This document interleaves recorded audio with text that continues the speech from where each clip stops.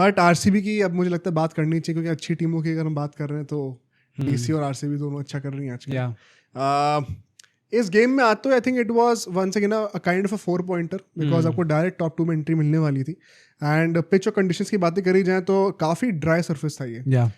ये मेरे ख्याल से वही पिच थी जिसमें मुंबई वाला मैच हुआ था। एंड इस पिच पे 4.1 डिग्रीज का टर्न मिल रहा है एज अपोज टू जो बाकी पिचेस थी कोटला में जिसमें 1.7 1.8 डिग्रीज का टर्न।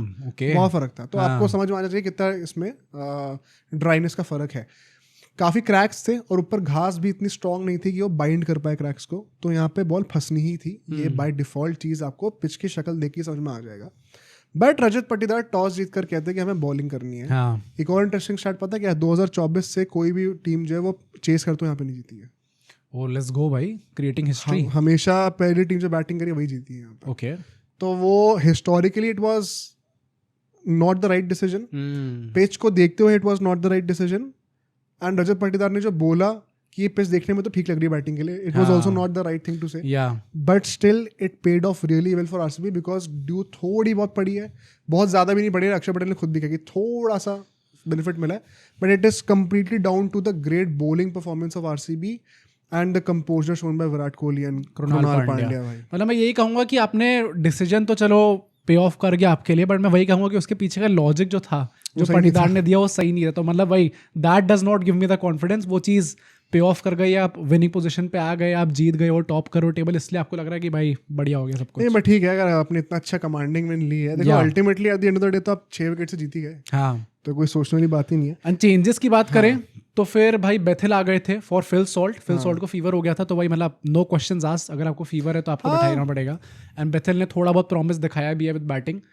एंड डीसी के जो चेंजेस थे आई थिंक वो थोड़ा ज़्यादा कंसर्निंग है, क्योंकि फाफ डू प्लेसी आते हैं एंड तो अच्छी बात है, अच्छी बात है, पर आशुतोष शर्मा को ये लोग बाहर कर देते हैं। ये फिर से वही सपनों में जी रहे हैं कि हम एक शॉर्ट बैटर खिला के शायद एक एक्स्ट्रा बॉलिंग ऑप्शन हमें मिल जाएगा बैट के थ्रू।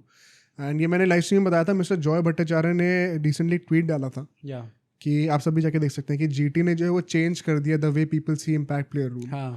कि हम जो है एक बैटर कम खिलाएंगे क्योंकि हमारे टॉप 3 वैसे ही लंबा टिकते हैं, और फिर इसी बहाने हमें एक एक्स्ट्रा बॉलिंग ऑप्शन मिल जाएगा। वरना यूजुअली टीम्स क्या करती हैं, 8 बैटर्स रखती हैं और फिर दूसरी इनिंग में एक बैटर को हटा के एक बॉलर ले आती है।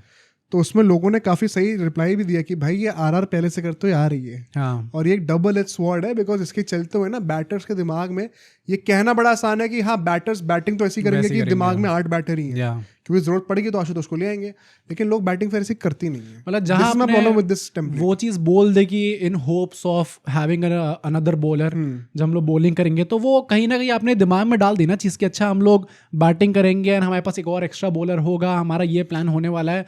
तो कहना बहुत आसान होता है कि नहीं आप बैटिंग वैसी करो, अल्टीमेटली दिखती नहीं है। डीसी के साथ ये सेकंड टाइम हो रहा है, 2 बार हम देख चुके हैं। जीटी भी इसलिए पुल ऑफ कर पा रही है बिकॉज टॉप 3 अभी एबनॉर्मल फॉर्म में है, ये हर साल नहीं होगा। प्लस मतलब डीसी का हमने ये भी बात करी थी लाइव स्ट्रीम में कि मतलब they don't have to take this approach, क्योंकि आपके पास 6 तो ऐसे प्रॉपर बॉलर्स है 4 ओवर डालने वाले। यार मुझे तुम ये सिंपल बात बताओ, जब आप जीत रहे हो इतने टाइम से, आपको क्यों ये पता जबरदस्ती में उंगली करनी है अपनी टेम्पलेट पे? आप इतना अच्छा खेल रहे हो, you should be finishing in the top 2।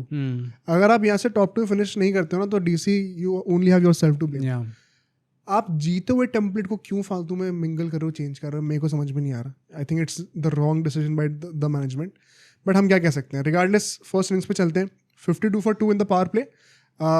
मुझे लगता है काफ़ी लेवल स्टार्ट था, कोई भी टीम को बहुत ज़्यादा एडवांटेज नहीं दूंगा, बिकॉज इतनी टफ पिच पे अगर आप 50-55 रन मार रहे हो पावर प्ले में तो अच्छा स्कोर है, लेकिन हम 2 विकेट खो दिए वहाँ पर। एंड इसमें मैं मेन चीज़ यही कहूँगा कि भुवनेश्वर कुमार की इनिशियली थोड़ी सी बॉल पे कंट्रोल कम था, जिसके चलते वो down the leg side bowling हुई है। अभिषेक पोरल ने तो भाई मतलब कह लो उन्होंने वो कैच भी छोड़ा अल्टीमेटली, एंड विकेट कीपिंग वो वैसे भी नहीं कर रहे, तो सवाल उठेंगे उनके फॉर्म के ऊपर।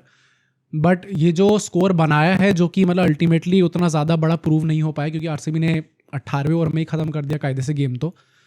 बट मतलब जो बना है स्कोर, उसमें स्टार्टिंग के जो क्विक फायर इनिंग्स थी अभिषेक पोरल की, that was quite important. But फिर हेजलवुड की स्मार्टनेस आ जाती है वहाँ पर यार। मतलब I think the wrong shot selection कहीं ना कहीं, क्योंकि बॉडी पे आप अगर बाउंसर मारने का ट्राई कर रहे हो, पहले वो तो बाउंसर थी नहीं वो, बट अगर आप एक पुल मारने का सोच रहे हो, perceiving it to be a bouncer, body line पर थी, वहाँ से वैसे ही पुल करना थोड़ा मुश्किल होता है।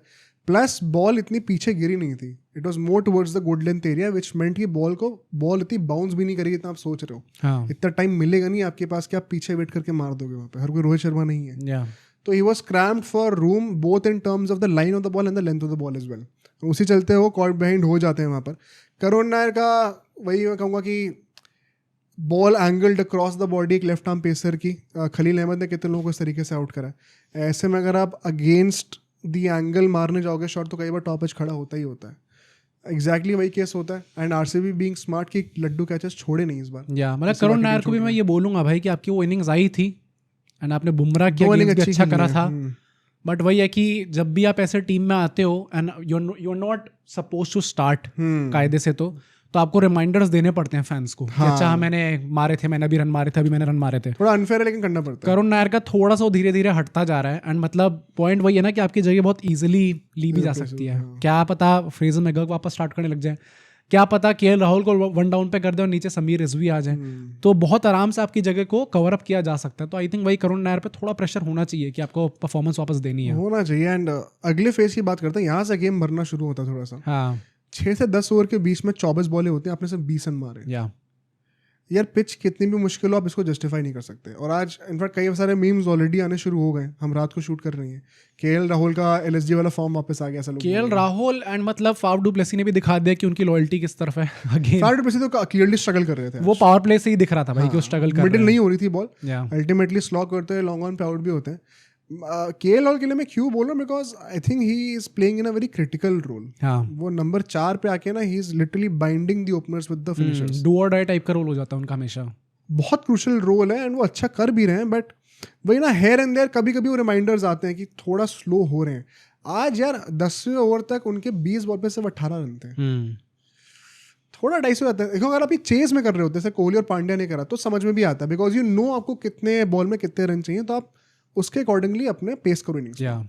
When you are batting first you are setting a blind target and usually you always want to score 5-10 run above par. ना पार तो मतलब एवरेज ही है, वो तो चेज भी सकता है आराम से। यहाँ पे थोड़ा इंटेंट दिखाना चाहिए ना। आई एम ग्लैड कि कमेंटेटर्स ने भी इस चीज़ को कॉल आउट करा। जब फाफ आउट होते हैं, अक्षर और केएल राहुल जब बैटिंग कर रहे थे उस टाइम पे बोलते हैं लोग कि यार दोनों साइड से सेम इंटेंट नहीं हो सकता। ये है ना कि दोनों साइड से सिंगल ही चला रहे हैं, एक ना एक बंदे को तो अग्रेशन दिखाना पड़ेगा। और अक्षर पटेल ने फाइनली वो चीज़ करनी शुरू करी, but I was a bit disappointed कि दोनों एंड से देखने को नहीं मिला। मतलब मैं यही बोलूंगा कि एक टफ पिच होती है तो कई बार आपको एक एंकर खिलाना होता है, पर वही है कि एंकर की डेफिनेशन भी थोड़ी चेंज हुई है। इट्स नॉट लाइक कि आप रनर बॉल जा सकते हो, मतलब इन दिस केस तो आप रनर बॉल से भी कम जा रहे थे। मेरा पॉइंट बस वही है कि हमने कोहली और कृणाल पांड्या को देखा। पहली बात तो उनमें फायदा इसलिए जाता है कि वो चेज में कर रहे थे, दे न्यू कि उनको कितनी बॉल पे कितने रन चाहिए, यहाँ पे आप टारगेट सेट कर रहे थे। सेकेंडली वहाँ पे भी हमने देखा कि एक मोमेंट तक वो चीज़ चली कि आपको दोनों तरफ से दोनों धीरे खेल रहे हैं। Then Krunal Pandya started taking charge. यहाँ पे अक्षर पटेल ने करा, बट वही बात है कि अगर आप उनकी अल्टीमेट स्ट्राइक रेट देखो तो उनने क्या 13 बॉल पे 15 रन बनाए थे। तो इट्स नॉट लाइक उन्होंने बहुत तगड़ी इंपैक्टफुल इनिंग्स खेल दिया। अच्छा उसमें भी क्या है ना 10 से 15 ओवर के बीच में 36 रन आते हैं। एंड यहाँ पे कृणाल पांड्या सुयश शर्मा ने जो गेम को चोक करा, इन दोनों के कलेक्टिव इकोनॉमी 6 से कम की थी इस फेज के अंदर। तो मतलब ऑल्दो 36 रन आए हैं 30 बॉलों पर, बट जब इन दोनों ने बॉलिंग करी है तो number of balls are always more than the number of runs. उसमें बाकी पेसर्स में थोड़ी पिटाई हुई है। वहाँ पर भी Hazlewood being the clever guy he is once again cross seam ball फेंकते हैं। एंड क्रॉस सीम फेंकने का फायदा वही होता है कि बॉलर को खुद भी नहीं पता कि बॉल जब पिच के ऊपर लैंड करेगी तो क्या वो सीम के ऊपर लैंड करेगी या फिर लेदर के ऊपर लैंड करेगी। इस केस में लेदर के ऊपर लैंड बॉल करती है। एंड जब लेदर के ऊपर लैंड करती है, बिकॉज लेदर ज़्यादा शाइनी होता है, ज़्यादा स्मूथ होता है, तो स्किड कर जाती है बॉल थोड़ी लो रहकर। एंड अगर आप देखोगे तो अक्षर पटेल जिस तरीके से आउट भी हुए, बॉल उनके बैट के नीचे से गई है। He was expecting the ball to bounce more, तो लेदर पे पिच होके नीचे से निकल गई, स्किड हो गई। He was beaten for pace and bounce. And very smart piece of bowling by Hazlewood. आखिरी के 5 ओवर में थैंकफुली ट्रिस्टन स्टब्स चलते हैं, थोड़ी फाइट हमें देखने को मिली। 54 रन आते हैं यहाँ पर। इनफैक्ट हेजलवुड की भी पिटाई होती है यहाँ पर। काफ़ी स्मार्ट शॉट्स मारे हैं, कुछ तो रिवर्स स्कूप उन्होंने मारे थर्ड मैन अंदर से। मतलब मैं genuinely as someone who was supporting RCB in this match में थोड़ा फ्रस्ट्रेट हो गया था, क्योंकि जैसे टाइप का चला था मतलब अगर आपके 15 ओवर के बाद 108 रन बने हैं तो यू वुड मतलब थिंक कि चलो शायद हम लोग यार इतना अगर ये लोग स्ट्रगल करें तो हम लोग 140 के नीचे इनको रोक सकते हैं एंड में आते आते। तो बट वो जिस तरीके से ट्रिस्टन स्टब्स ने इनमें बैटिंग करी है, हमेशा मुझे लगा था कि यार ये थोड़ा ज़्यादा खा गए भाई हम लोग रन। नहीं, और यहाँ पर भी I think it is completely down to the brilliance of Bhuvneshwar Kumar. जो एक ओवर में उन्होंने केएल राहुल को पहले आउट करा, बॉल वॉज टू फुल, एकदम ही मुंह के नीचे थी कि आप उसके अंडरनीथ आ नहीं पाए। एंड कभी भी आप खुद भी नोटिस करना कि बॉल को जब आप छक्का मारने जाओगे हमेशा बॉल थोड़ी सी आपके आगे गिरनी चाहिए, एकदम ही मुंह के नीचे गिर जाएगी ना तो उसको आप ड्राइव मार सकते हो ग्राउंडेड, लेकिन एलिवेट नहीं कर पाओगे कभी भी बिकॉज उसके अंडरनीथ नहीं आ पाता बैट। केएल और इसीलिए आउट हो जाते हैं, वरना वो छक्का भी हो सकता था। एंड आशुतोष को जो स्लो डिलीवरी पे आउट करा, 1 second, master class of Bhuvneshwar Kumar in the death overs, काफ़ी अच्छा कमबैक करा उन्होंने। If not for Tristan Stubbs मुझे लगता है गेम पहले ही खत्म हो जाता। एंड लास्ट ओवर में भी भुवनेश्वर कुमार ने आई थिंक हार्डली कुछ रन दिए, 170 के आसपास बन सकते थे, कुछ रन दिए, प्लस वो विपराज को रन आउट हो जाते हैं वो, उसके बाद अल्टीमेटली ट्रिस्टन सब्स भी आउट ही हो जाते हैं लास्ट ओवर में। बट पॉइंट वही है कि जहां आपने 162 बना दिया, मुझे लग रहा था कि अब शायद गेम डीप जा सकता है, वरना पहले ही खत्म हो जाता है। And DC had the best possible start in the power play second innings में, 35 for 3 हो चुकी थी आरसीबी वहां पर। Let's talk about the dismissals quickly because अक्षर पटेल ने ओपनिंग बॉलिंग करी है, पहला ओवर डाला है, 3 ओवर लगातार डाले, बहुत क्लियर था कि क्यों डाल रहे हैं वो विराट कोहली के चक्कर में। एंड बेथल को आउट करते हैं, एक ही फील्डर थे डीप में, वहां पे पुल मारते उनको आउट हो गए, वो कैच दे बैठे। उसके बाद जिस तरीके से पर्टिकल आउट होते हैं, across the body, fired in, went with the arm, lead आते हैं बॉल पे, इसीलिए अंडर एज लगता है एंड प्लेड ऑन हो जाते हैं वहां पर। अब ओनस था कप्तान साहब पे एंड कोहली साहब के ऊपर कि यहाँ से मैच को लेके जाया जाए। एंड तब देखो कोहली स्टेप आउट करके वो शॉट खेल जिस पर रन आउट हुए, बेसिकली उसकी बात कर रहे हैं, स्टेप आउट करके शॉट खेले थे, वो काफ़ी तगड़ा मिडिल हुआ था, बहुत तेज गई थी बॉल। तो ऐसे में ना स्टेप आउट करके आप शॉट मारते हो और 2-3 स्टेप आप आगे लोगे ही लोगे, वो एक नेचुरल बॉडी रिस्पॉन्स होता है। बट तब तक रजत पाटीदार ट्रस्टिंग विराट कोहली, वो बहुत आगे निकल चुके थे, और तब विराट कोहली ने एंड मोमेंट पे आके मना कर दिया। आई थिंक एंड मोमेंट भी मैं नहीं कहूँगा, मतलब जितना पास से वो था फील्डर के, वो एंड मोमेंट था वो। मतलब पॉइंट ये भी है ना कि जैसे तुमने बात कही कि वो मिडिल हुई थी, तेज गई थी बॉल, यहीं पे धीरे गई होती तो फील्डर को थोड़ा टाइम लगता आने में, एंड उसी के चलते शायद रन कंप्लीट भी हो जाता। जब तेजों में fielder was too close anyway. हाँ, मतलब मैं कह रहा हूँ रन नहीं था अल्टीमेटली, बट मतलब मेरा पॉइंट वही है कि पाटीदार काफी आगे निकल गए थे। एंड मतलब थोड़ा सा सेंस तो मतलब नॉन स्ट्राइकर पर भी होना चाहिए। प्लस मतलब मैं इसमें ना मैं पाटीदार को ब्लेम करूंगा इसमें, ना मैं कोहली करूंगा, क्योंकि पाटीदार ने भी प्रॉपर डाइव मार दी भाई एंड में आते आते, एफर्ट पूरा था। एंड ऐसे टाइप के रनआउट लेजिट मैं यही कहूंगा कि भाई 9 out of 10 टाइम्स नहीं हो पाते। Karun Nair in this season, ये हम पहले भी एक बार देख चुके डायरेक्ट थ्रो, इस सीजन भी मतलब इस मैच में जो उसने डायरेक्ट थ्रो मारा है, ये हार्डली आप देखते हो कि पुल ऑफ हो पाता है। एंड मतलब बहुत ही ज्यादा अनफॉर्चुनेट था कि पाटीदार वहां पे आउट हो गए। अभी थोड़ा सा फॉर्म ड्राई चल रहा है, अगर ऐसे दोबारा पे आउट हो जाते तो थोड़ा फ्रस्ट्रेशन बढ़ता है। अब सोचो अगर एक क्लिप इतनी बढ़िया थी तो पूरा का पूरा पॉडकास्ट कितना बढ़िया होगा। तो अगर आपको इसी क्लिप का पूरा पॉडकास्ट देखना है तो यहाँ पे क्लिक करिए, और अगर आपको ऐसे ही और क्लिप्स बिंज वॉच करनी है तो यहाँ पे क्लिक करिए।